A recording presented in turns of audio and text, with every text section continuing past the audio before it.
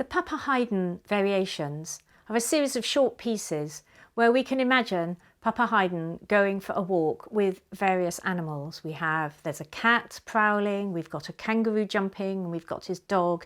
And so what we want to do is we want to find a way of making a character of each of the short pieces, which gives the sense of the different animal going for a walk.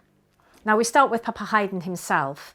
And Joseph Haydn was a classical composer, and this tune is taken from one of his symphonies.